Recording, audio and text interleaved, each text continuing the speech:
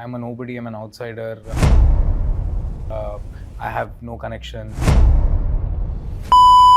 তেজা সাজ্জা, যার latest cinema মীরায় box অফিসে রীতিমতো ঝড় তুলেছে। কিন্তু আপনি কি জানেন, দক্ষিণী সিনেমা ইন্ডাস্ট্রিতে যেখানে নেপোকিডদের এত দাপট, সেখানে কিভাবে তেজা জনপ্রিয়তার তুঙ্গে এসেছে? It took me a very, very long time to get where I am standing today. मुझे और दूसरा करियर पता नहीं है.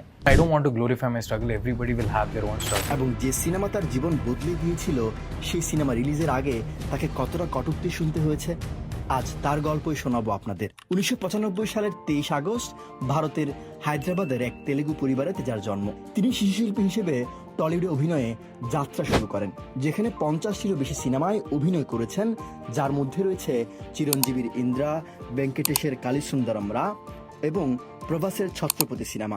এখন আপনি ভাবতেই পারেন, যেহেতু সে ছোটবেলা থেকে কাজ করছে, ইন্ডাস্ট্রি তার জন্য অনেকটা সহজ ব্যাপার ছিল, বাট মোটেও এমনটা ছিল না। বরং তার জন্য এটা ছিল আরও বেশি চ্যালেঞ্জিং। কারণ শিশুশিল্পী হিসেবে কাজ করার পর যখন তিনি চিন্তা করলেন নায়ক হিসেবে সামনে আসবেন, তখন অনেকেই তার উপর ভরসা করতে পারছিলেন না।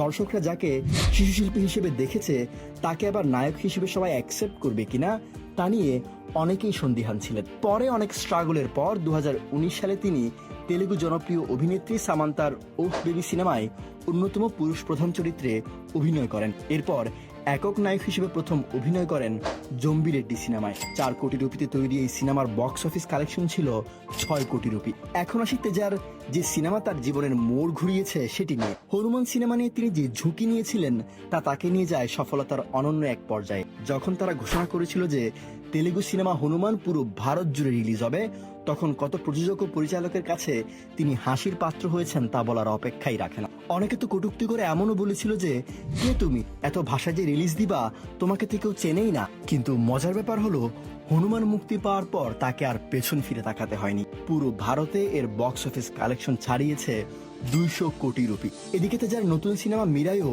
বক্স অফিসে ঝড় তুলেছে। মুক্তির প্রথম দিনেই ভারতের বক্স অফিসে প্রায় 12 কোটি রুপি আয় করেছে এটি, যা হনুমান সিনেমার প্রথম দিনের আয়ের প্রায় দ্বিগুণ। তো এই ছিল তেজা সাজ্জার শূন্য থেকে উঠে আসার গল্প। এবং এখন সে যেই পজিশনে আছে, একজন আউটসাইডার হয়ে, সেটা কিন্তু একটি বিরল ঘটনা সাউথ ইন্ডিয়ান ইন্ডাস্ট্রির মধ্যে। এবং ধীরে ধীরে সে একজন প্রমিনেন্ট অ্যাক্টরে কিন্তু পরিণত হচ্ছে।